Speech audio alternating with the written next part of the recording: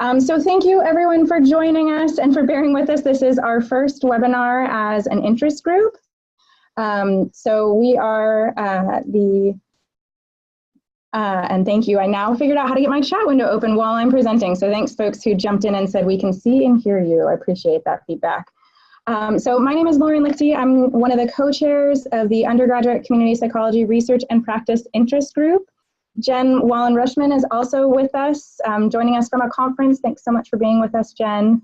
And this is the first webinar of, it's our inaugural webinar as a community trying to share the learning and experiences we have in doing undergraduate research, mentoring. That'll be the focus of this particular webinar. And then in the future, we'll also focus on undergraduate teaching. So we're really thrilled to have folks join us for this important conversation. So our agenda for the day, if my PowerPoint will advance,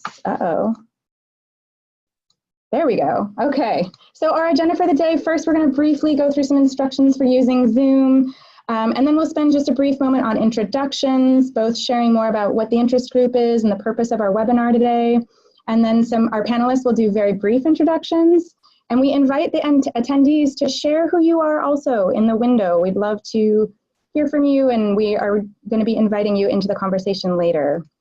So we'll transition out of our introductions into panelist presentations. So we have two teams that will be presenting today, and each team will have about 20 minutes that they're sharing their practice with all of us. And after that, we'll have a brief moderated discussion of some lessons learned and challenges or barriers that we can all work together to try to overcome in our practices. And then we'll transition to a Q&A from attendees, and we're hoping to have 20 to 30 minutes for that at the end. And so by way of process, we encourage folks, feel free to paste questions into the chat window, and I'll be keeping track of those as a moderator, and then we'll invite you to either speak your question so we can hear your voice, or if you'd prefer to have me just read it, you can include that in your note. So thinking of our chat window as our parking lot for introducing questions so you don't lose track of them if you'd like to. All right. So now jumping in for using Zoom, hopefully folks saw there was an attachment to the last email that went out to the listserv. So we have some screenshots of how you can mute your microphone to prevent feedback. This is in the lower left corner of your screen. And then you also have control over your view. So we encourage folks to make sure they can see the slides. Folks have prepared slides to support people following the ideas that we're sharing. And so then you can be in control of what else you see as you're looking at and participating in the webinar. So take a look at those instructions. If you are running into challenges, feel free to post those questions in the chat and we'll do our best to support you. Okay, so I'm going to be starting off sharing and introducing the undergraduate interest group to you. So this was first founded just last year, and this emerged after conversations over the larger listserv, some regional conference conversations, and then also some discussions. We had a town hall at the biennial where we asked SCRAW members and people attending the biennial, what would you like to see as a means of supporting folks who work at primarily undergraduate institutions?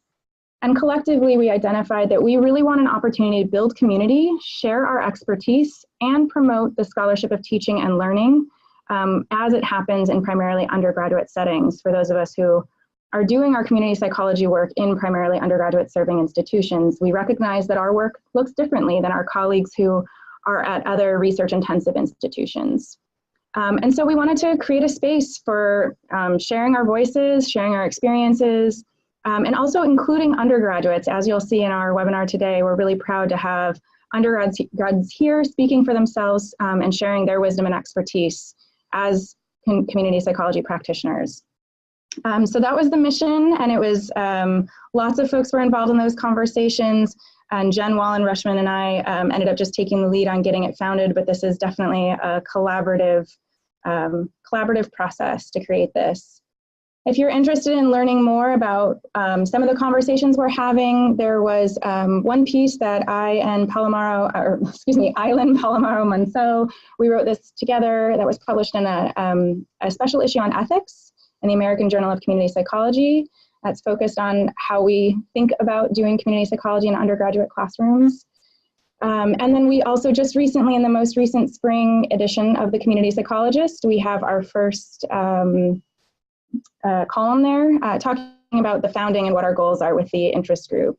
And there'll also be a special issue coming out in the Global Journal of Community Psychology Practice, focusing on undergraduate community psychology practice. And that's being co-edited by Eileen, myself, and Jen.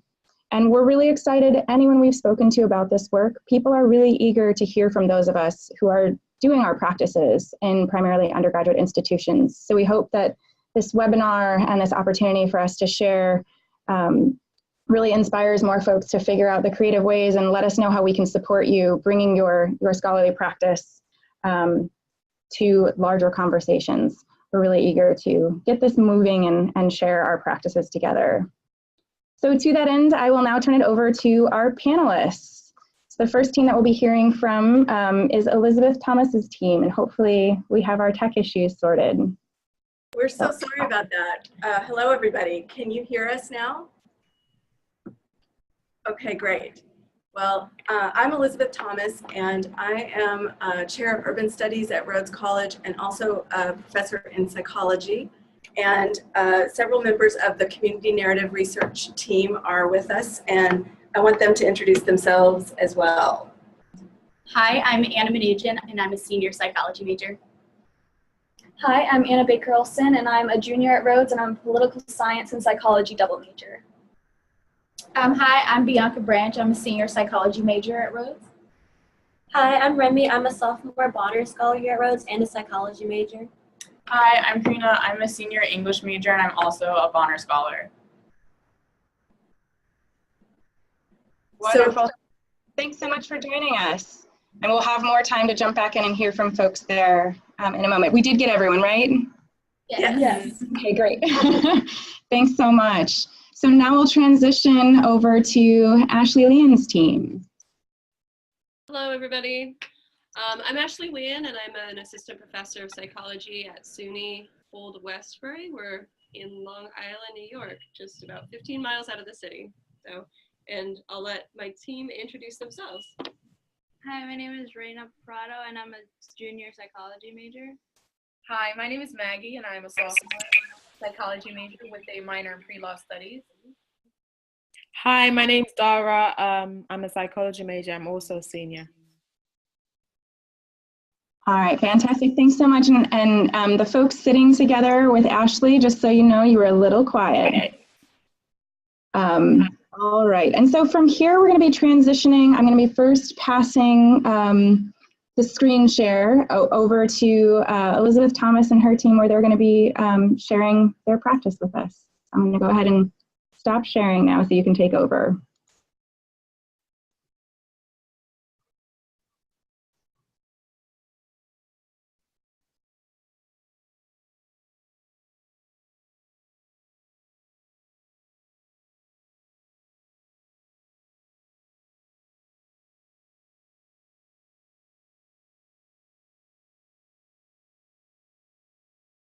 So, are you seeing our screen? Great. Okay, so we are the Community Narrative Research Project team, and an important part of our team is Marsha Walton. Dr. Marsha Walton is a developmental psychologist, and I believe that she is on the webinar today. So it's great to talk with you, Dr. Walton. Our team started about 4 years ago, and the top picture you see is one of the first iterations of our team at the biennial in 2015 at University of Massachusetts Lowell. And the bottom picture is our team last year, and the middle picture is the team you see today. So we are really glad to be with you. We are at Rhodes College, which is a small national liberal arts college in Memphis. We have about 2,000 undergraduate students, and they come from all over the country.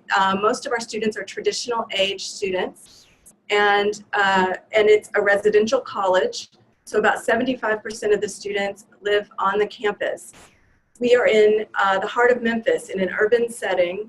We, in the picture, you see the map of Memphis and the Mississippi River to the west, which is the distinguishing feature of our city.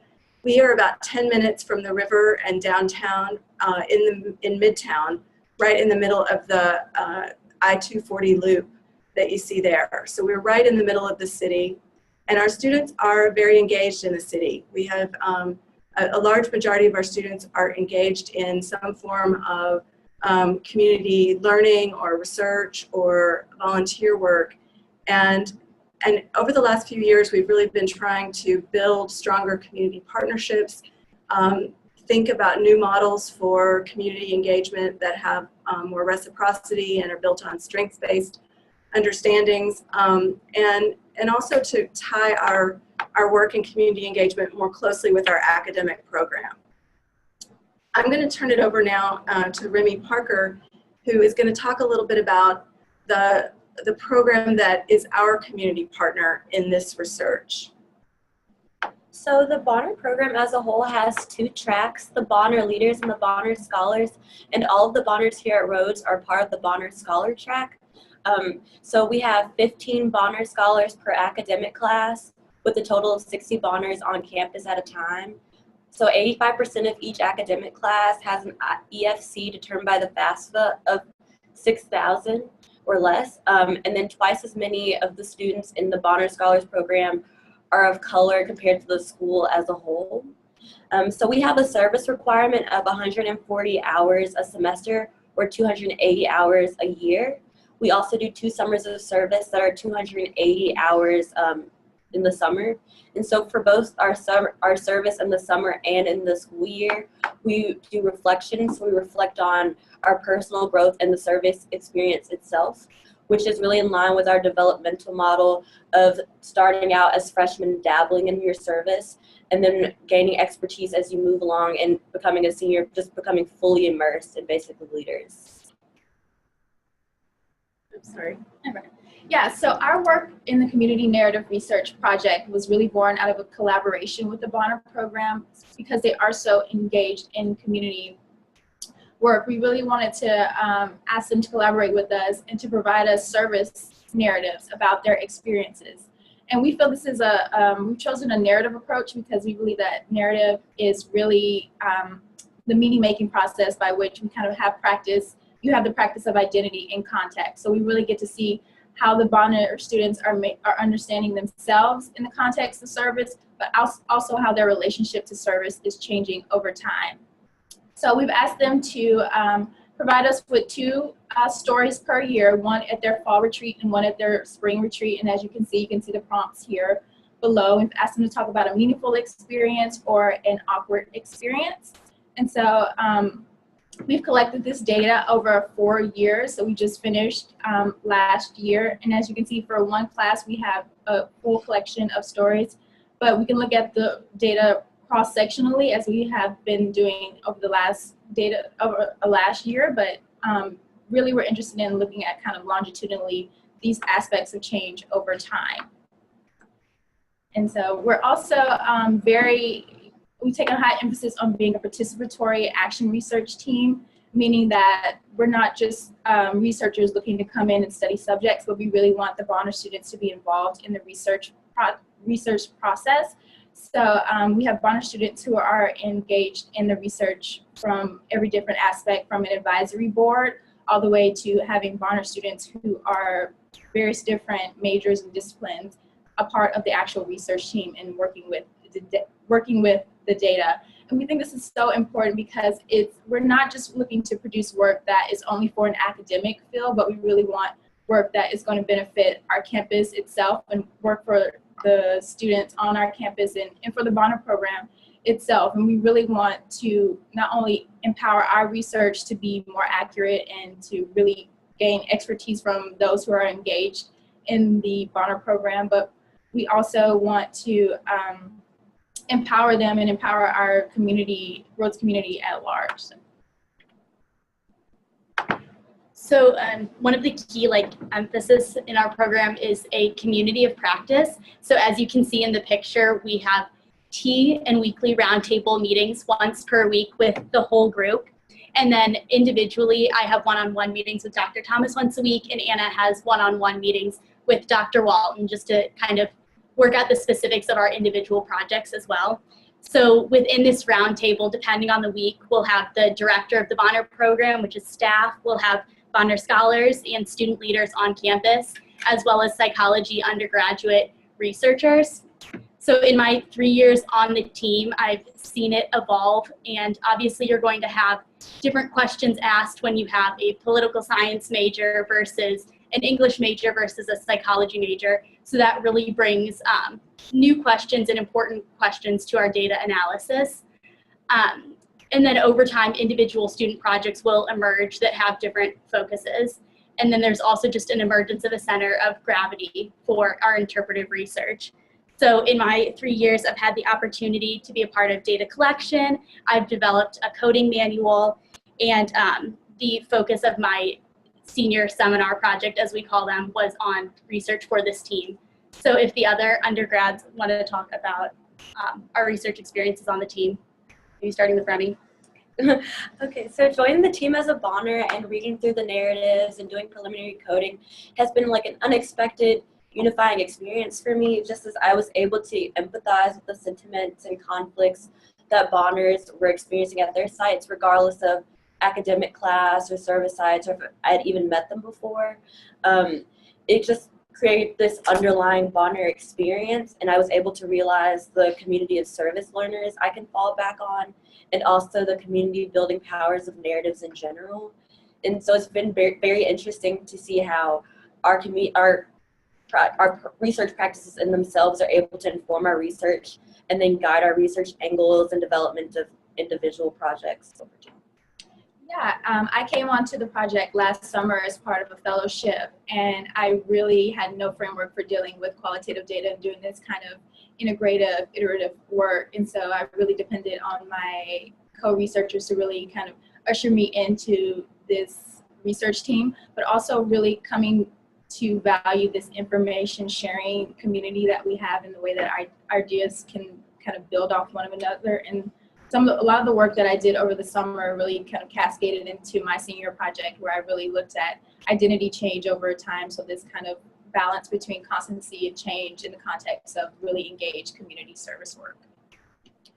So like Remy, as a Bonner, I really appreciated this new perspective that I got to have thinking about Bonner in a critical lens. I'm not a psychology major. I've taken like one psych class being at Rhodes. So I definitely, when coming in, I just kind of thought like, okay, well, I'm just going to tell them about Bonner. But it was really nice to look at the data, even though I didn't know the students of the work that I was looking at, but being able to see trends in my own experience, and then talking, like as I've gotten older, I work at the Bonner Center here at Rhodes as an intern. And so being able to shape the Bonner program, having knowledge of what the research team is doing, has just been a really great experience for me.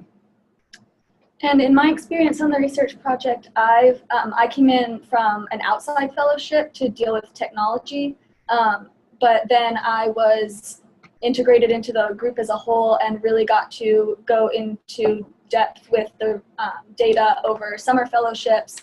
And I've developed a question dealing with relationships that Bonners form at their service sites and relational boundaries that has kind of emerged from more collaborative data analysis, which I'll talk about.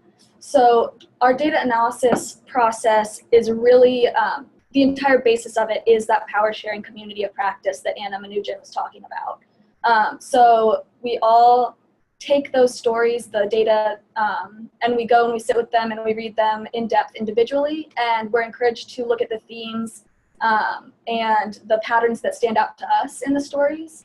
Then we bring that back to these roundtable discussions and tell the team kind of the perspective we're coming from and what really stood out to us. So this is really important because we have such a diversity of experiences on our team. The perspective of a Bonner scholar reading these stories is going to be vastly different than the perspective of a non-Bonner scholar or a psychology major. And being able to have all those different perspectives really informs and broadens our research in a really unique way. In addition, the data analysis in itself is collaborative and it's iterative and it's flexible, so that we know that the questions that we're asking now can branch into other things. It can really just grow as our team grows and as the focus and what the Bonner scholarship needs changes. So one example of that, as I said, I became interested in the relationships that students were forming at their service sites. And the way that came about was through the discussions that we had after reading the stories all individually. We came back, and one of the patterns that we were all seeing was an emergence of power and agency as a theme, and the agency of others in the service site and the agency of the Bonners themselves. And even though we all identified that as a theme, we kind of identified slightly tangential aspects of that, and different pieces of that stood out to us the most. And from there we can develop our own interests. One important aspect is the confidentiality of our data. In our data analysis, as Remy was talking about, it's really important to have the Bonners involved in our practices and have that trust with the Bonner scholarship and the Bonner community.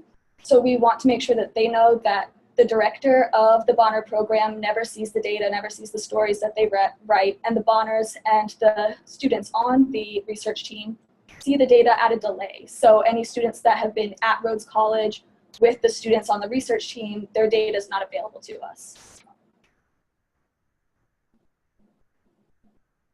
So from the perspective of a Bonner senior intern, I've seen a lot of growth in the Bonner program that correlates to the growth I've seen on the research team.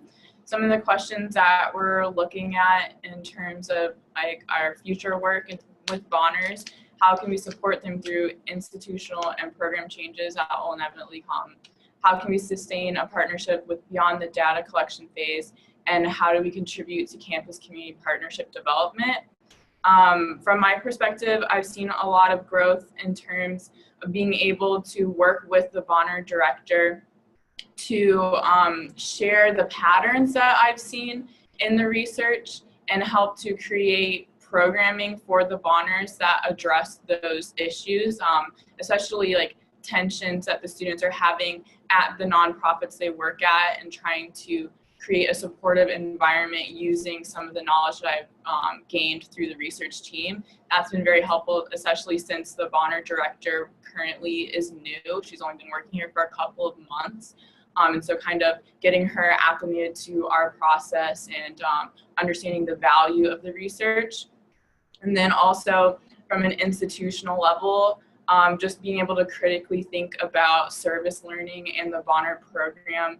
I think the research is helpful in showing like how valuable the Bonner program is, and also just like the interdisciplinary aspect of working with research in the Bonner program.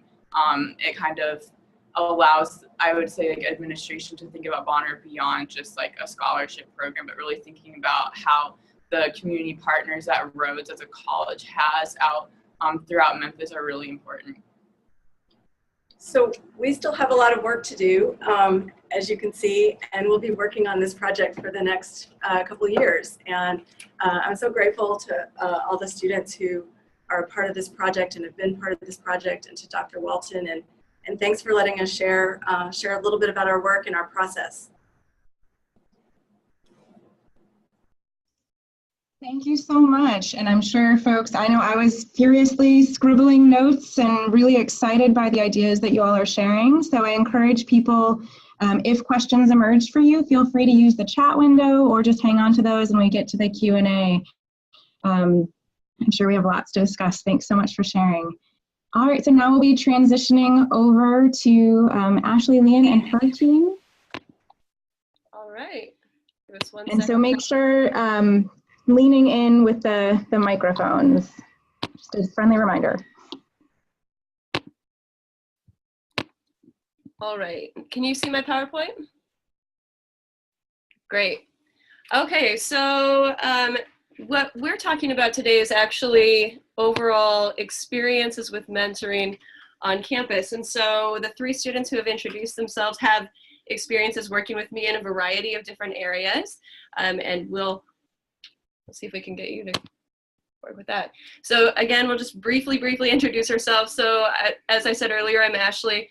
I have a PhD from Wichita State University. I got in 2013, and after that I came out to New York to learn a new area of the US. So I've been working here as an assistant professor, and I've asked the students to come and speak in two different capacities. One, as members of the research team that was started in 2016 under my supervision. It's the first generation college student research team. And second, as a member is here from the Research Aligned Mentorship Program, which is a federally funded program I'll talk to you about in a moment. I'm an assistant coordinator of that program. So quickly though, SUNY Old Westbury is a small-ish campus, although now hearing about Rhodes, it's a little smaller than we are. We have 4,353 students on a campus in Long Island, just 16 miles east of New York City. Our campus is actually really beautiful. It's very pastoral. So it's very interesting contrast going from the city to the campus that the students I'm sure can chime in on. A lot of our students are from the city or surrounding the boroughs. And so coming out here is an interesting experience as you'll look at the pictures and see kind of a nice country-ish setting. We have a very diverse campus. We're the fourth most diverse liberal arts college according to US News and World Report. And you'll just see the breakdown for racial and gender that I found. There are a few other things. We have a large number of first generation college students as well, but we don't have the exact number on that one. Okay, so I experience mentoring with students in a capacity of different ways. And so I mentioned already the Research Aligned Mentorship Program. That's a program that's funded by the Department of Education. And it's designed to help a subset of students with targeted advising, mentoring, workshop experiences, applied learning and research. Maggie's going to tell you more about that in a little bit. And also the first generation college student research team, which Dara and Raina will talk about. That team was established in 2016. And I'm trying to prepare the students in that team. They can tell me if I'm successful or not for graduate school research teams. And so I try to instill kind of an independent structure where they're really relying on one another for peer support. And then we meet and they meet separately as well. So we'll meet as a big team and then they take their projects out and work in smaller teams. And I also do mentorship, which Maggie will talk about as well, through a class project structure that I try to implement in a lot of my classes for applied learning and other informal mentoring opportunities, as I'm sure most people do, having kind of a welcoming environment and just chatting in your office or in the hallway. Okay, so I'm going to turn it over to Maggie, who is going to talk about the Research Aligned Mentorship Program. My name is Maggie Aziz. I am a sophomore here at SUNY Old Westbury. I am a student ambassador. I'm also a part of the RAM program, the CSTA program, and I'm also part of the RAM leadership team. Born and raised in Egypt, moved to the States freshman year of my high school. I'm the first one to go to college in my family, also Coptic Orthodox. So my experience with the leadership program was a little bit of a push. So the first thing they wanted me to do is they wanted me to bring in ideas for a workshop. And I was never really pushed to have like a big talk, like in front of people to discuss something, to discuss an issue that I want to change on campus.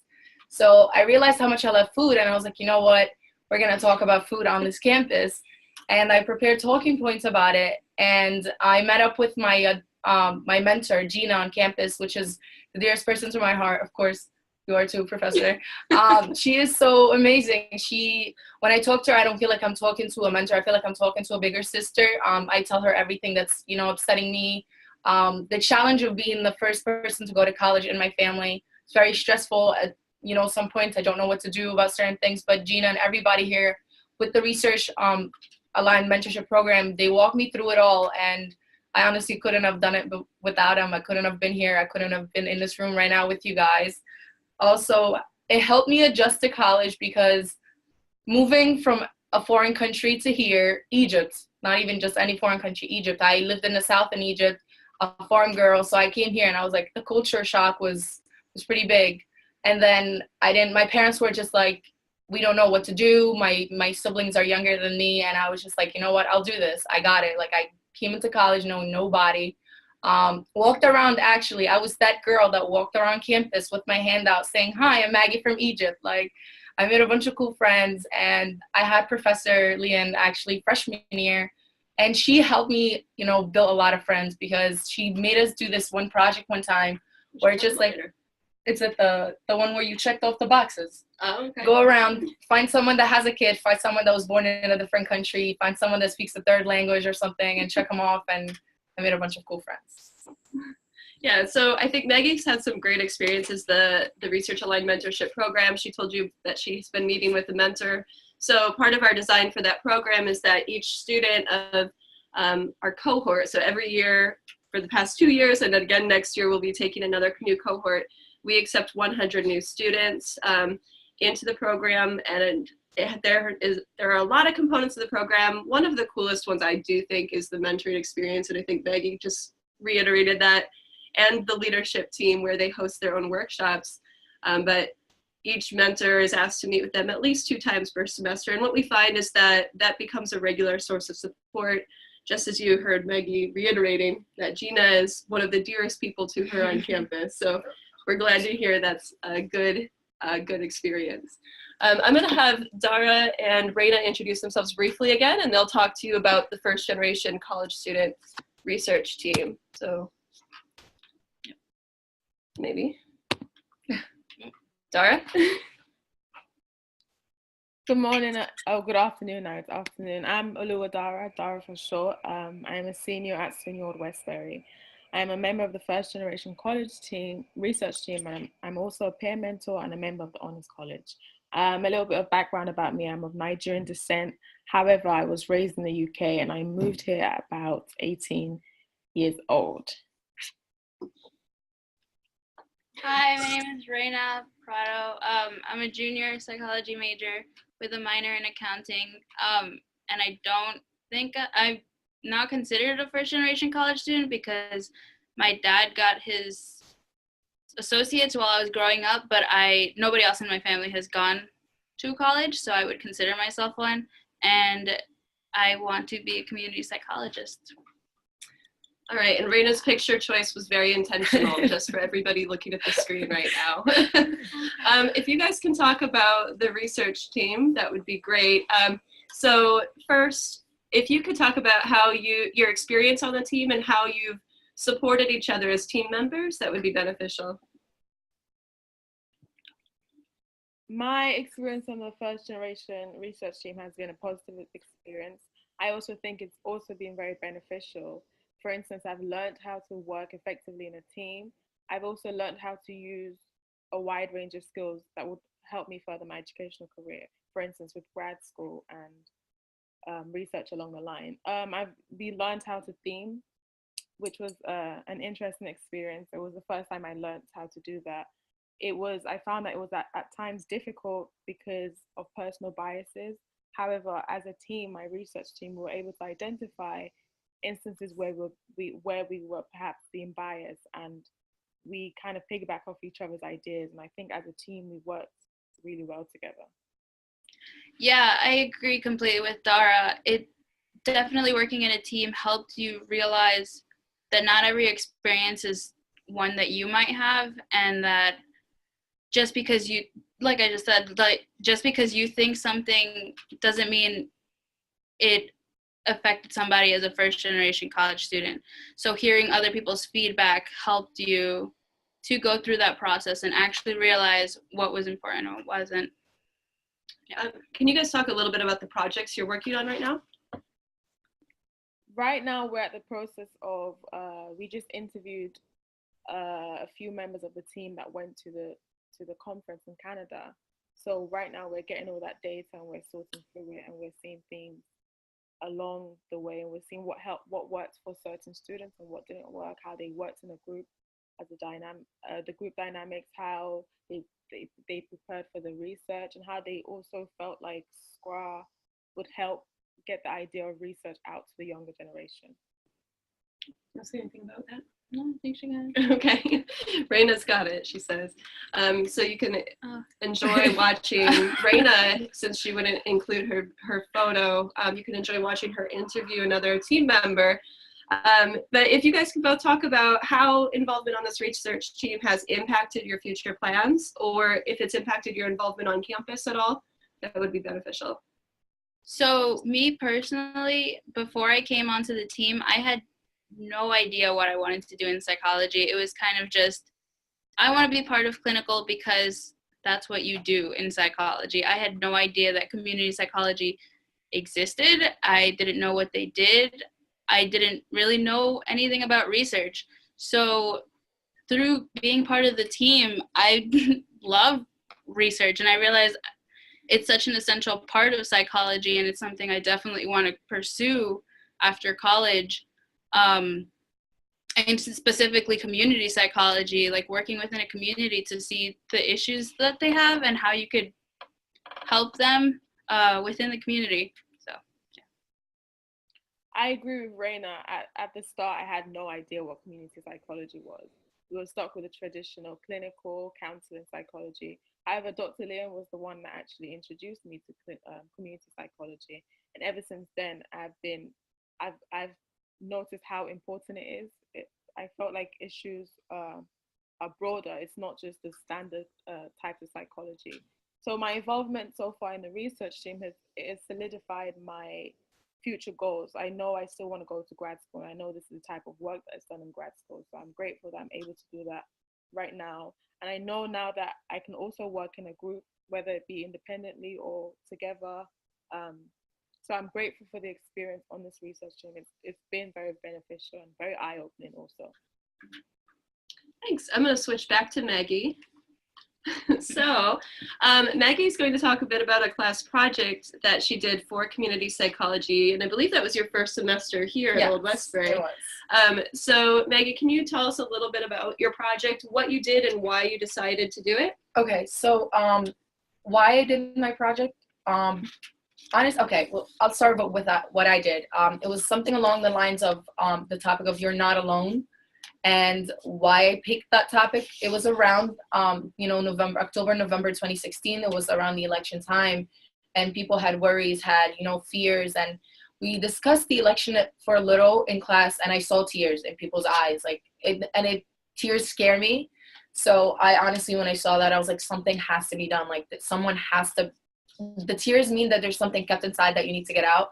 So I was like, you know what? Why not hold a talking session where people come in, and it's it's an open mic event. It's safe. It's confidential. If you don't want your words to get out, it's not gonna get out. And come and discuss your concerns. As a freshman, you might not know a lot of people on campus. You don't have anyone to talk to, and I just wanted everyone to know, like, you have somebody. We are. Again, I thought we were a small community, but again, 2000 is a lot smaller than us. But we are a very close community on this campus. We're one big family, and I wanted the freshmen especially to know that you're not alone. These thoughts, the fears, any concerns that you have can be talked about. And then we hosted the event. People came, and it was pretty great hearing the two sides of the story. And I got a little heated at a point, but calmed down a little, and then it would pick up and go down, and we had snacks, and it was pretty cool. How do you think that your experience impacted your engagement on campus in general? Okay, I would have never thought I would be the person to start something. I never thought I'd be the person to start something big. Like, I'm such of, like, I could do the one-to-one thing. Like, if a friend of mine is having an issue, I can talk to them. But I never thought I would bring a whole group of people and be like, let's discuss this. Like, let's do this. It makes me a little nervous, even though I'm not a shy person. Like, I'm a little nervous right now. But when I brought the group into the room with the help of my friends on the team, it was great. And a lot of my friends came just to support me. They're like, we're just going to be there for you. And I was like, this is really great. And from that moment, I knew, like, what, that's it. There's an issue, it can be fixed. And that's basically, I'm going to start fixing a bunch of issues on this campus, to be honest. Great. I think the project, the research team, everybody's done a really great job. And one thing that's really, really nice to see as a professor is that the students don't really rely on me. I might give them an idea, and maybe I'll help them here and there, but they really do take these ideas and run. And I think that this just kind of goes back to this whole insight of what does mentoring look like for you individually. And I made a little... This is my own little model of mentoring.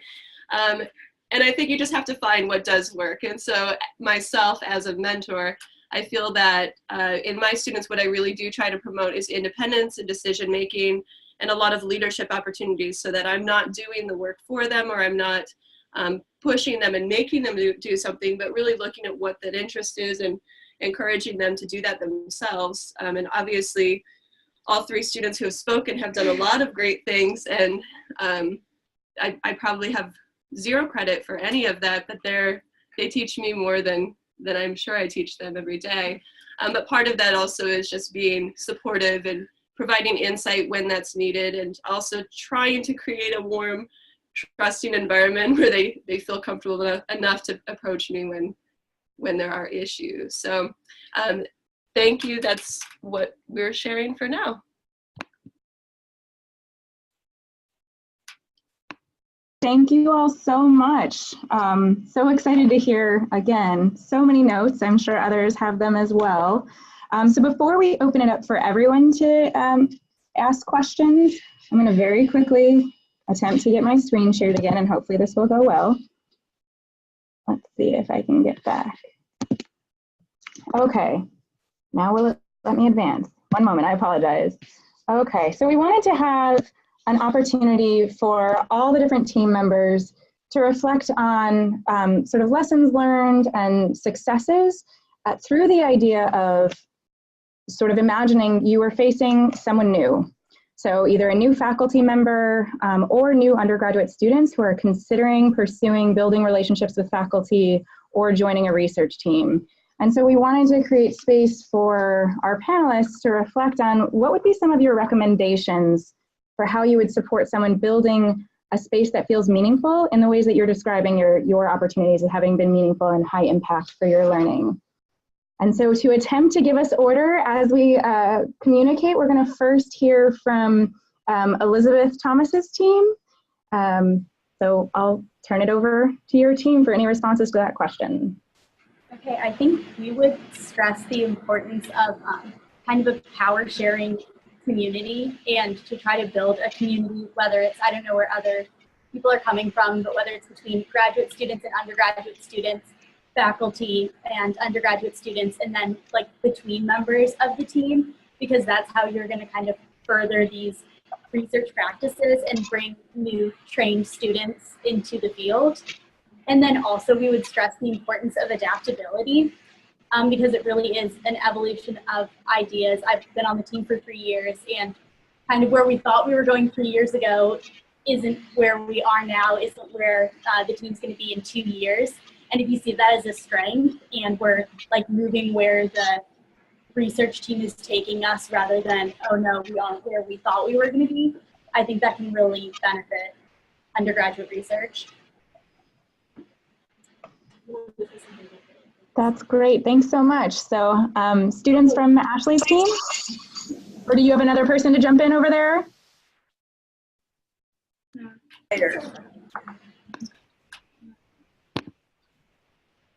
Sorry, what was that, Elizabeth? Oh, I was just going to say that a couple other things that we were thinking about were just the interdisciplinary nature of our team, having people from different disciplines. I think that's helped us to really build a kind of, as we said earlier, a center of gravity within the psych department, to have a developmental psychologist and a community psychologist, and to have folks from different parts of the campus. And then finally, very mundane, but really, really important, we realized having really good documentation and data management, and having someone responsible for that work when you're dealing with a complex project that is over years. So we have a minute taker, and we have someone responsible assigned to the data management and documentation, and we would be completely lost without that. So just the practical sort of keeping us organized would be one of my biggest suggestions. That has been tremendously helpful. Great, thank you. All right, Ashley and team, can we hear from some of Ashley's students? I'll take the question. So one recommendation I would have for new students, new undergrad students, is to be honest first with your mentor. Like, they are here to help you. And if you are sitting there printing the image, showing them the image that, you know, they want to see, but they can't help you if you're pretending to be somebody. Tell them, honestly, I'm confused. This is what I like. This is what I want to do. This is what I don't want to do. And definitely ask for help. I was always shy because I felt like I would be annoying to ask for help. Like, I know you have a lot on your plate, but I realized that, you know what, asking for help really does help. Like, you get help back, and they walk you down that path little by little, and you'll get somewhere at the end. Also, be open to new ideas. I was very close-minded about one thing when I came into college, and now I have like plan A through Z. Like, I'm set. I know what I'm gonna do, and if A doesn't work, I'm gonna move to B. If B doesn't work, I'm gonna move to C. But I'm confident in A working. So that's what I would recommend for undergrad students. Great. Anyone else from the team over there in New York? Dara? I think Maggie gave many good examples of how to get students involved in research. I think that at times the idea of mentoring and research seems scary to students. So I think ways to get students really involved in that is by meeting them at ways that they're comfortable with. For instance, students these days are very big on social media, perhaps advertising, research ideas or different ideas could bring students closer. It was right also having a clear mind, knowing what you want to do. Even if you don't know it all the way, you still have an idea of what you want to do, and that's a starting stone, and you can be guided down the right path in regards to that. So I think, yeah. These are fantastic suggestions. Did you have anything you wanted to add in? Renan, did you have anything? Just to, like Maggie said, be open-minded, but don't be scared to say, oh, this didn't work for me. Like, I tried it out. This isn't really for me. Just be open to the experiences, but don't, how do I say, like, don't be something that you're not. If it doesn't fit with you, just let your mentor know that and build a trusting relationship with them because they're trying to help you. Right, and I think the students definitely have the best advice for students. So I'd say listen to each other and get peer role models as well as faculty mentors and role models. And I think that would help for new faculty. I believe that really what you need to do is find your style, right? It definitely won't work if you're not being genuine either. And so figuring out what that mentoring looks like, if it's through research, go for it. And if you're at an institution where it's really hard to get undergraduates involved in research for a number of reasons, then you find another way to do it through class or through advising or another program.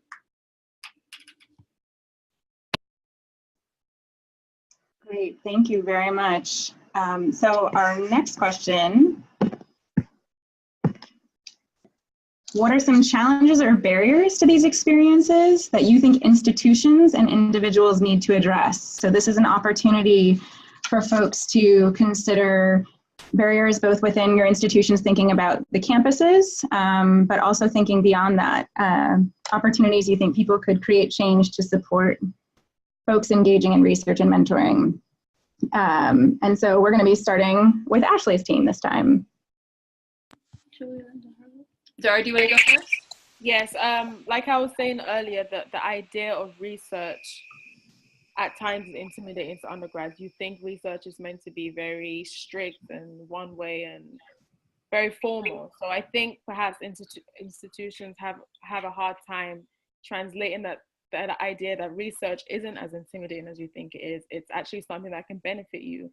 So I think, like I was saying earlier, meeting the students or connecting to them in ways that they find important might get them to the idea of research. Like, for instance, I was saying reaching out to them using techniques such as social media. Social media in the younger generation now, it's a big thing. So if we present ideas and if we let them know that all these things that you're passionate about, for instance, different social issues, is related to research, and you can change these using research, then perhaps more people will be more engaged into getting things done. And once they understand that, if I can look this up, if I can understand it, I can change it. So I think just presenting the idea that research is for everybody. You don't have to have a 4.0 GPA to get into it. Anyone can do it, and it's great once you get into it. So I think that's what needs to be done. Just piggybacking off of what Dara said, just more exposure as to what research really is and simplifying it. It's not like you're a scientist in a lab coat. You could just be talking with your friends and bouncing ideas off of each other, like seeing the themes and things. Kind of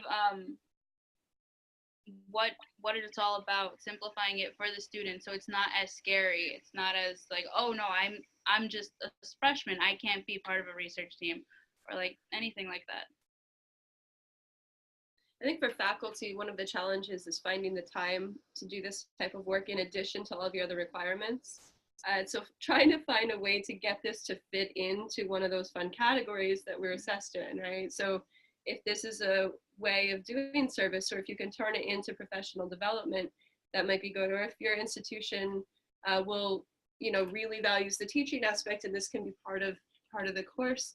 I think getting the support from your department and making sure people are on the same page with what that can be categorized or counted as is really beneficial to establish up front, instead of at the end scrambling and saying, I spent so much time doing these other activities that, it took away from things you're required to do, that this really is part of that requirement.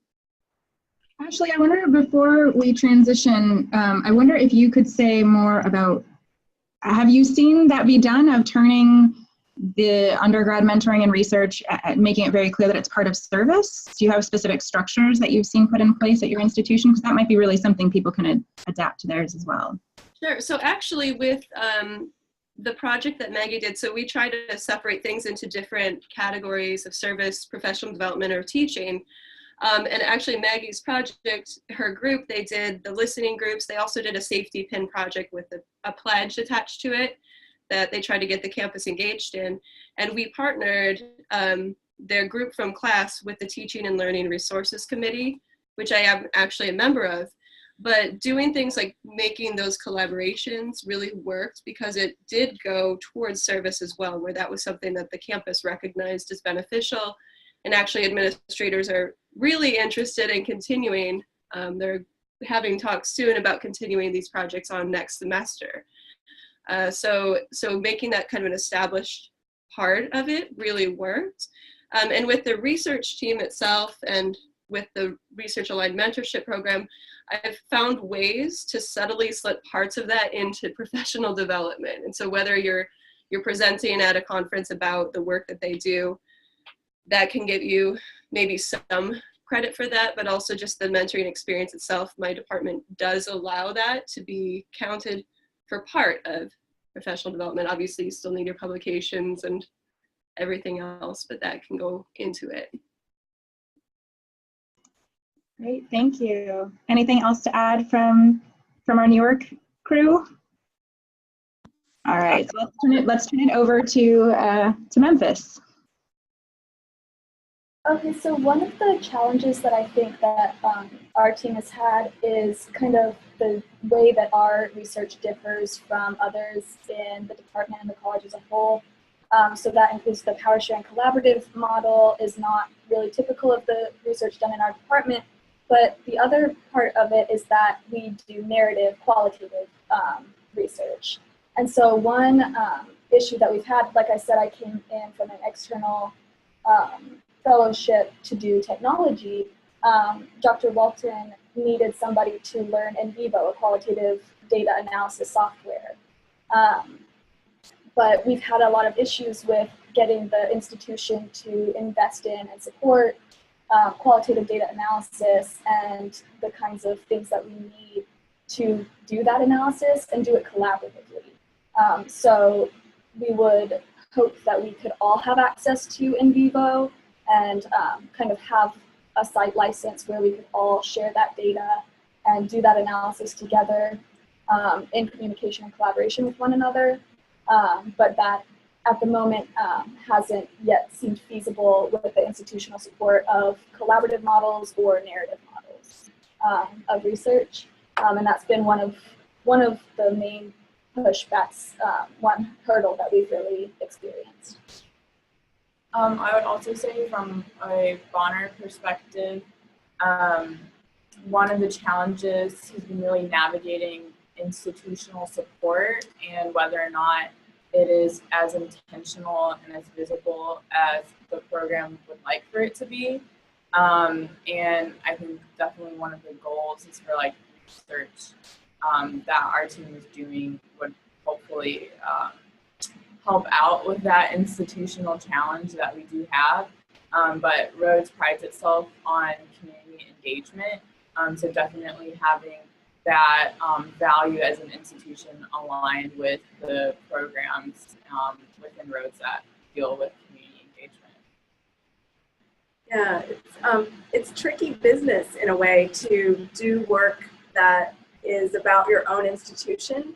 So we're doing action research that really focuses on our own institution, which has so many strengths. But as we think about changes and we come up against the sort of really deep hierarchies that are in the academic institution, and our model of students sharing power is very different than other places on the campus that are much more hierarchical. And it works, I think our collaboration works against a really individualistic culture, both within psychology and within the academy, that it's much more competitive and individualistic than collaborative. So culturally, it feels often that we're kind of rubbing up against bigger systems that that really make our work limited in certain ways. And so I think it's absolutely powerful, and we experience a lot of support on the campus, but it's sort of tricky sometimes in that work institutionally. I really appreciated what you were saying earlier, Ashley, about the sort of how this work cuts across different ways of thinking about faculty work, and about that it's teaching and mentoring and research and service and all of those things, and thinking more. I think community psychology can really be a leader in helping us think about new ways to talk about faculty work, particularly in undergraduate settings, and how those categories don't always work exactly in the same way. And I think that this work in community psychology also helps us really think about beyond the individual community psychology class, to thinking about multi-semester experiences for students that are so powerful, multi-semester experiences for faculty that are really powerful, and more fully kind of embody and enact our philosophy of education. I think there's such limits, as you have said, Lauren, to doing that in an individual class, and how we can really be community psychologists more fully in an undergraduate setting. I think that we have an opportunity to kind of articulate that as teachers and scholars in community. So I feel as an only community psychologist at Rhodes, I don't feel alone, because I have this team of folks who also know community psychology and are thinking about issues of power in our institution, and about sense of community and trust and agency and all the things that I want to be thinking about. I really feel like I have colleagues here who are thinking about that with me, and that's really great as a faculty member.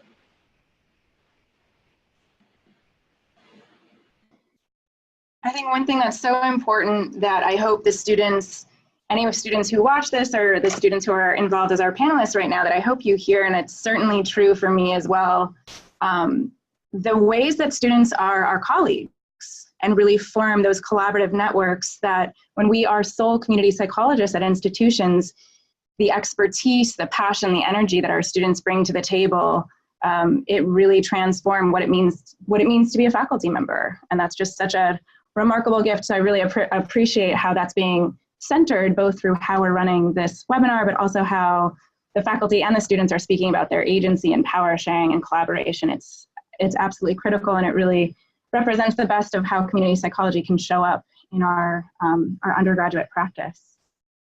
Did anyone else at the in Memphis want to add anything before we open it up to Q&A? Challenges and barriers? We good? All right, so then I think I will open us up to see if we have anyone. So folks are welcome to unmute themselves and chime in with questions, or if someone wants to use the chat window. I've been monitoring it. We had someone express their gratitude who had to leave. Yeah, if someone wants to jump in with questions.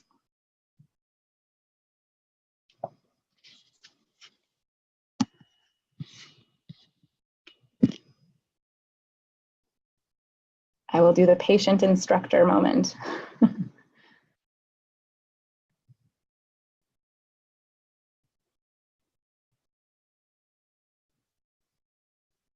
So I have two questions. So one for Ashley's group. If you could just talk about, so it sounds like they did the projects within the community psych class, and that sounds really cool. So I was just curious about like how those are structured within the class. And then for Elizabeth's group, I was really curious about if you could just break down more specifically your process of collaborative coding and then developing themes. Because I've been working on that lately, but I just feel like it's not working what I'm doing. So I was just really curious to hear what you've been doing.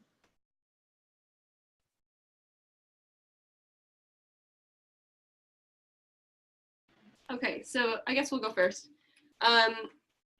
From the instructor viewpoint of how the project was integrated into the class it was a kind of comprehensive final project that the students were asked to do. And so we went through a number of different sections throughout the course. I would say about halfway through, we really started brainstorming what they wanted to do as the project. And each group initially came up with these ideas. And so they were able to group themselves based on the ideas they were interested in. I don't know if Maggie remembers this, but I thought it was really interesting. Initially, each group, it was about 3 or 4 students per group, they had their own project that they were going to change something on campus. And Maggie told you after the election, she started noticing that people were, very, very upset, and a lot was going on, and it kind of seemed like there was a rift on campus. And I recall that Maggie was the person in the class who stood up and said, "This is community psychology. I wonder if we can take a vote. Can we change our projects and everybody work on a collaborative topic?" And so I believe everybody in the class except for one group decided to do that. And so they all worked on similar projects, but I'll let Maggie tell you the rest. Yeah, you brought back the memories. I remember it was a small group, and then I ended up standing up in front of the class talking about this with, I think it was about like 10 of us standing in front of the class discussing the topic. And so each one of us add in their own little, perspective on the topic, if you're not alone. And then everybody was like, you know what? One person said, we'll host the speaking event in this room. And one person was like, you know what? If we bring snacks, people would want to come. And this one person said, I'll take care of, scheduling the room. And this one person said, we'll bring in these things into the room. And it just like, it all fit into place. And it was great hearing from my ex classmates that they wanted to restart the project again with the safety pin. I actually was walking around campus earlier today, and I saw the safety pins with the little what is it called? The pledge. With the pledge hanging in front of a bunch of professors' offices, and I was like, that's pretty cool that it's gonna come back again. So I'm definitely gonna get back on that project next semester.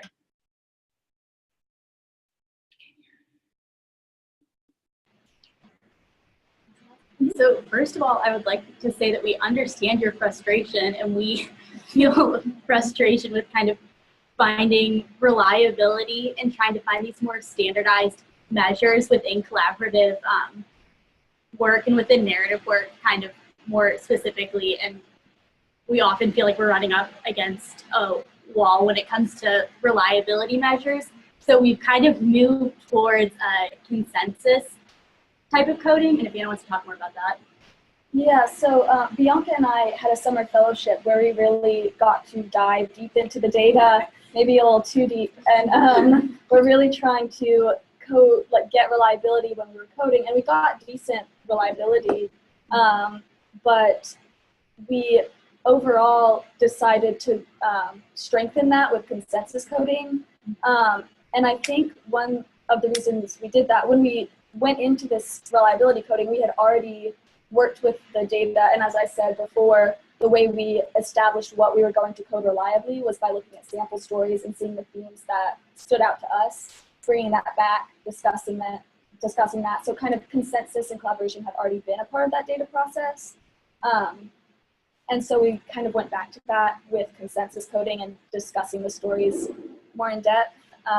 And it really, like Anna said, it was frustrating for part of the summer because it just seemed like it was going in circles, and we kept like trying to figure this out, but then more things would come up and you would see more in the stories the second time you read them.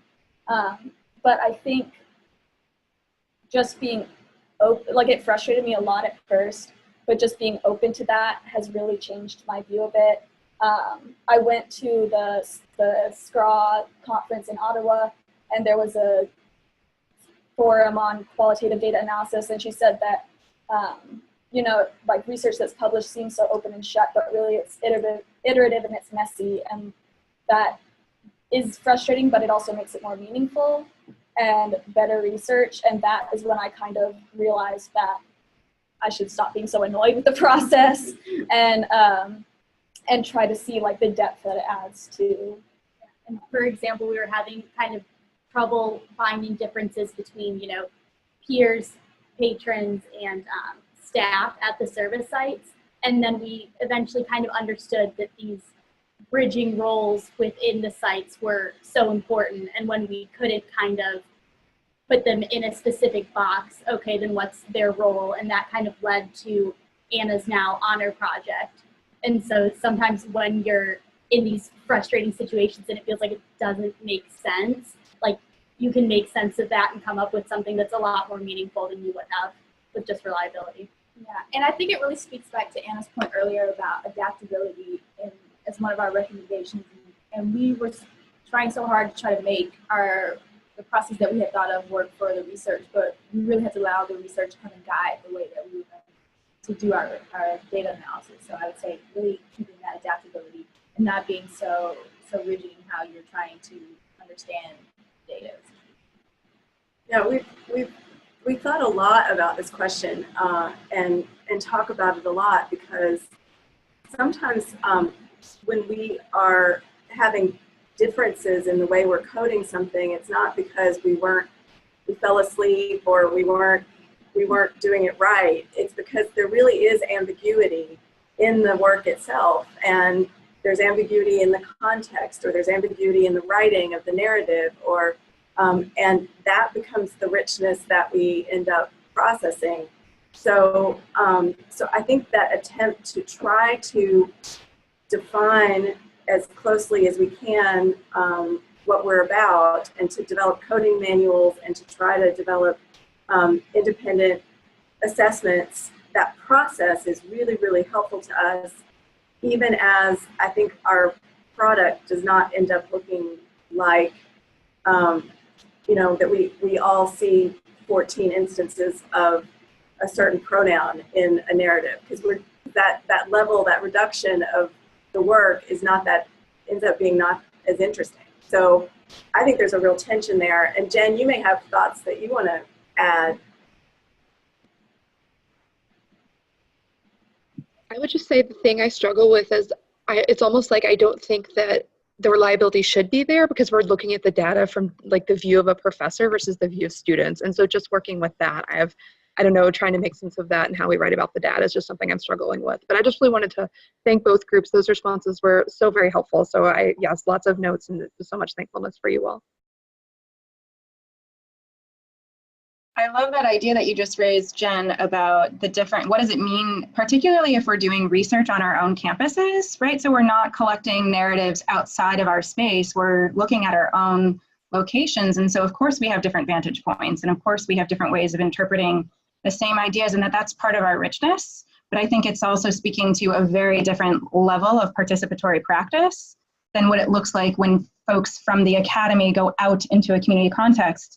And I think that's one of the interesting contributions that those of us who are working in these kinds of environments where we're nested in smaller institutions, and so it makes sense we turn our lens inward, both in terms of what's possible of how we can engage in our rich community psychology practice. And so I think this is a new methodological thing to be paying attention to, writing about, and sort of taking some of the other spaces of participatory conversation. And maybe this is, again, one of the meaningful, really important contributions that writing about these processes and practices with our undergraduate collaborators and other collaborators on our campuses, I think it's a really important contribution for thinking about narrative analysis. So thank you all for sharing. Do we have other questions that folks want to chime in with, either via the chat window? And of course, also people from the different teams can pose questions to each other as well.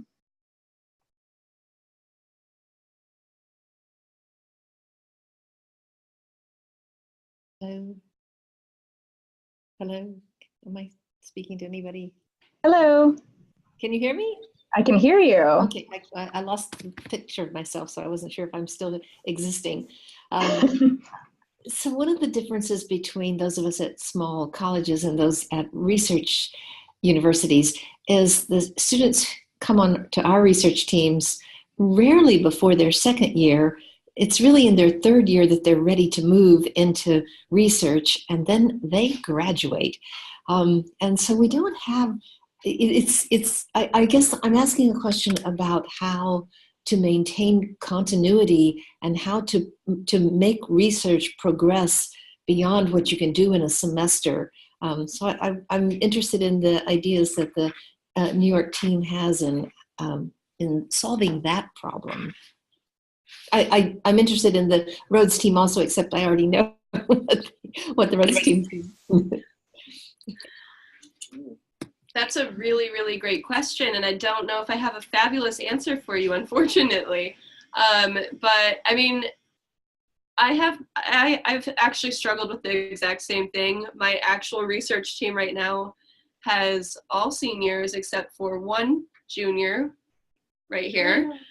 So thankfully Raina's still here. Not that we don't want you to graduate, but I've been kind of struggling with the same thing. Through the Research Aligned Mentorship, one of our goals for that program is for each of the students in the cohort to get involved in research. And so what we've been doing this year, specifically for sophomores like Maggie, is trying to gauge their interest in, would you like to do research with a faculty member? Do you want to do an internship? And so there are several different options, but I'm actually surprised as we're getting the responses back from our students that so many of them do indicate that they want to do research with a professor. And I think that at that point, maybe there just isn't the avenue to communicate that at that time. So through that kind of a program, we are starting to pull people in, and I'll try to pull Maggie into my research team. We'll just see if she'll be willing to do that. But it's tough. I don't have a fabulous solution really to that one. Do any of the students from New York have anything that you have to suggest for getting people involved earlier? I think many people don't know. So I'll speak on my experience. I didn't really know about research until I was probably a junior, like you were saying. Earlier on in my academic career, I had no idea that I could do something like this. I knew it was a possibility, but I didn't even sought to do it. So it was when I was in the honors college, it was one of the requirements. You have to do either like an honors contract, which meant you had to do research with a professor, or you had to just take like an honors class. So that's what really introduced me to it. So I think there needs to be that the narrative between the members of the faculties and the students, because I think the communication isn't there. I think if more people knew about research, and if more people knew that it's not really intimidating, and it's not gonna, you don't have to be really smart to do it, or however people feel, then more people will get involved in doing it, because it is a really good experience, and you learn new things, and you get to work with different people that have different ideas and stuff like that. So I think maybe just perhaps even telling advisors, you can tell your students about this, so they know from the onset, or when freshmen start advising and start picking their courses, they should also know, because I speak to a lot of freshmen and they don't know that research is a thing. I'm like, do you know that you can actually take credits, whether it be 2 credits, 3 credits, to do research? And they didn't know. So I think the message needs to be passed. I think schools maybe need to do more in passing on that message. That makes sense. You guys have anything to add? No, just like that. They say no. Dara's our star over here answering the question. I agree. I think it would be interesting though. Dara kind of jogged that or put that idea into my mind just now of what if we did put that on advising sheets. You know, that we have the required courses, but maybe in some electives we could even have independent research as an option listed instead of one of those things that we approach students about. I know for me, I don't know for you guys, I usually am talking to students saying, hey, it sounds like you might be interested in this. Let me tell you about it. So putting it somewhere where the students might look at it and be inspired to ask as well, that might be an interesting idea to pursue. I also think Dara's suggestion earlier about helping people see that research is part of social action and social justice, at least on our campus, we've got a rich context where people are really, they're activists, and it's wonderful. And I think, and many of them, this comes out of some classes where they're given the space to see research can be useful in your activism. And I think the more that notion of using social media, I immediately had all these ideas about data visualization and some really cool things that could be done.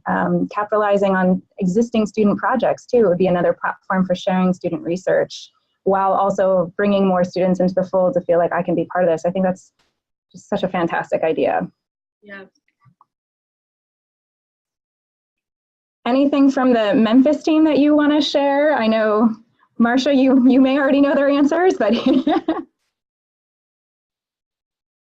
Well, I really like the idea of making it less of a kind of part of the invisible curriculum of the college and more a part of the visible curriculum, so that I've been thinking about that, you know, at our college at Rhodes, like who takes advantage of the fellowships that we offer and the undergraduate research experiences. And I think that there are students who are much more aware of those kinds of opportunities than other students. And so how do we make that more visible and more sort of part of the, I like the idea of putting it as part of the advising sheet and thinking about ways that students, I think the psych department does a pretty good job of that here at Rhodes College, of making it clear that students are on all the faculty research teams, and it's a part of the culture of the department. But I don't know if you all have any ideas about sort of how to get more people involved and earlier. Any other ideas?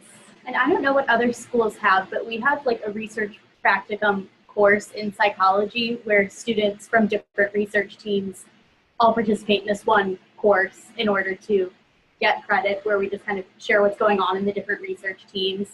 And it's often a little bit difficult when you're doing qualitative kind of collaborative research, and almost, if not all of the other teams are doing kind of more quantitative research, but it is kind of a nice opportunity for our research to kind of be brought into the psychology department, and for students who may want to have more of like a cognitive psychology focus, they still are understanding the research that we're doing.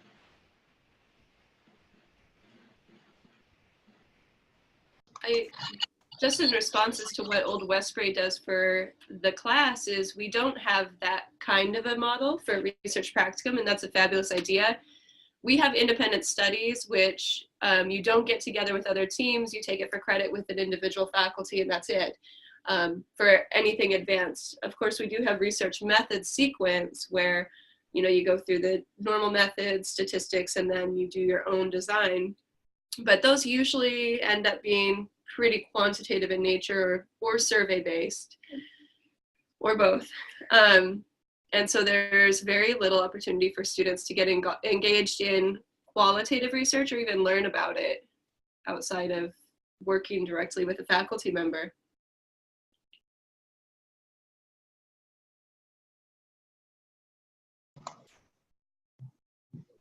Again, these seem like really great opportunities for us to identify what are the strategies that we're using on each of our campuses and how can we think about integrating them and sort of building and expanding to develop a model of what does undergraduate research look like when we do it like community psychologists, and how do we change our institution to make that effective. This is great. Anyone else have questions they want to add or questions from either team back and forth? Lauren, I see somebody just put a question in the chat.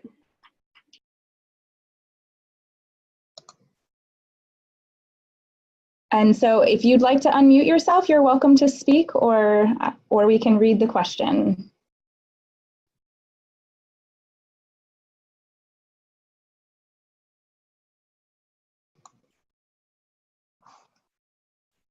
All right, I'll go ahead and read that. So it says, after hearing Rhodes focus on service in the surrounding community, I was curious if the New York team had any thoughts on integrating or shifting focus to more external outreach in their larger community via RAM or the FGCS research team. And for Rhodes, any reflection on the integral role it plays? It looks like there's a continuing question. So maybe we'll start first with the New York team. Okay, so the question is about moving to an external focus outside of campus. The Research Aligned Mentorship Program, since it is a FIPSI grant and it is focused on Old Westbury community, really is designed around Old Westbury, so we can't really move that out into the community much. Now, the exception to that is when we're asking students to indicate what their interests are. Part of that is getting involved in internships off campus as well. And so we've been trying to develop those partnerships to do that kind of a shift externally, I suppose. Now, do any of my team members want to talk about the second part of that question?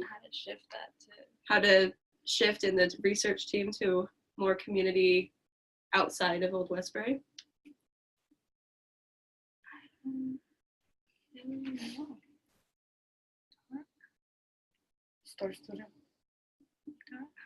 All right. Raina's looking at Dara, I think. Oh.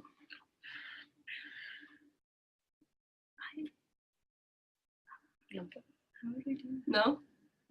How would you shift that? Dara shakes her head. So, I mean, okay, so I'll take that one then. For the first generation college student team, the work we've been doing has been focused on first generation college students at the Old Westbury community. I think it would be interesting if we did expand that outside, but it would still kind of maintain that same focus. Yeah. It would be interesting to look at maybe high school students coming in and those decisions being made to college, and that would maybe start that transition to the more external community outside of Old Westbury. And even talking to alumni, we've had those discussions, a few of the team members and I, about going back and talking to people who have graduated who are first generation and talk about how that impacts them beyond the campus, which would be kind of interesting. You have other thoughts? Oh yeah, you got it. Yeah, that makes so much sense. And I think I may have reread the question and put all inflections in the wrong places. So I think the full question is there, and they were asking for the New York team to have them, or for the Memphis team, excuse me, to reflect on the role that it plays, that there is this link to service and work in the outside community, and how the significance of that in your work. So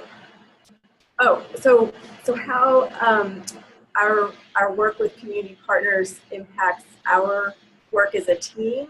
I think that one of the things that we've thought a lot about over this last year is how we can better understand just how to support students working in different sites, and realizing that different sites really call for different skill sets and call for different different forms of interaction.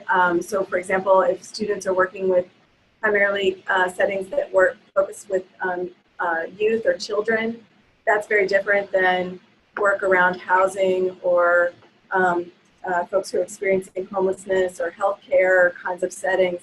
And so we're starting to really look at how the narratives differ by types of site, and thinking about if that can inform our community partnership work. And so in the Bonner program, you all have really thought a lot about the different sites and trying to match students with different sites, and also to support the community partners. And I don't know if you want to say any more about sort of how that works in the Bonner program. So in the Bonner program, the Bonner director and the senior interns, we're the ones working in the physical office on campus, and we try really hard to form relationships with the nonprofit. So specifically having like meetings and like lunches and like going to the nonprofits and meeting with like their executive directors, and getting to know really like what does that nonprofit need and like what does that community need. Because you never want to go into a community assuming that you know what's best for them. And then we try to, find Bonners that will fit that site and what that site needs, while also thinking about like what does the Bonner need? Like, do they want to connect their academics with their service? Do they not want to do that? And like if they're doing some kind of research outside of the class that can also go into their service. It is really important trying to make tie all of those strings together and make it so that it's a good experience for the Bonner and also the nonprofit they're working with. Also identifying sites where students may not necessarily be having like healthy experiences there, and being able to like be proactive in identifying those sites so that you aren't sending more students into contexts where they may not be safe or may not have positive experiences. Yeah, one of the big components of the Bonner Scholarship is that we have weekly meetings. And those meetings take a variety of forms, but sometimes we will, like I've worked on trying to work with the director to notice like here are these like unhealthy experiences that I've seen like, as a Bonner, but also through the research data, and then can we create programming that will address those issues. And then also like if a Bonner needs to be pulled out of a site, we can see not necessarily like their narrative, since like I can't read them if I know the person, but if I can tell that this has been a reoccurring problem at this site, then maybe we should think about that partnership. Maybe we should talk to their executive director and figure out what's going on at that site so that this isn't a reoccurring problem.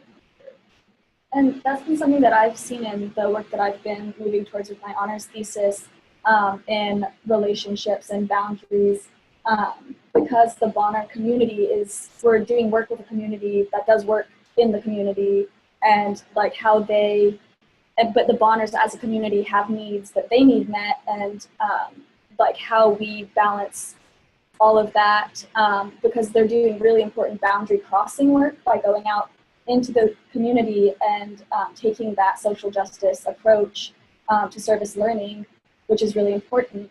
But then as a community in itself, the Bonners need to be safe, need to set personal boundaries, are grappling with their obligations to the sites, to the people in the sites, and they need to be able to, not that kind of learning experience isn't beneficial, but it needs to be done safely, and as Yana was saying, in a healthy way. So I think it really adds like another layer of depth to our project, that we are dealing with the Bonners who go and do outreach in the community. And I would just kind of sum that all up and say that I think it really speaks to Dara's point earlier, that for us as researchers, it really collapses that boundary between academic research and social change. And I think we all come to see ourselves as wanting to be a part of change, as change agents, and really how research can be a means for that. And I think that's a key for undergraduates, but just really getting people involved in research and seeing how your research can impact larger communities, and whether that's on campus or outside your campus as well. I can't think of a better comment to end our discussion on. That was so fantastic. Thank you again to our panelists. I noticed we're past 10:30, so thank you to everyone for dedicating, or well, 10:30 my time, I apologize. We are in so many time zones. So thank you again to everyone who joined us, and for these incredibly thoughtful comments from our panelists. I hope to see many publications coming from all of you related to your ideas and your insights. We need to keep learning from you. Before we close out, I will just take a quick moment to let folks know about opportunities for staying involved. So as an interest group, we're committing to hosting webinars like this one. So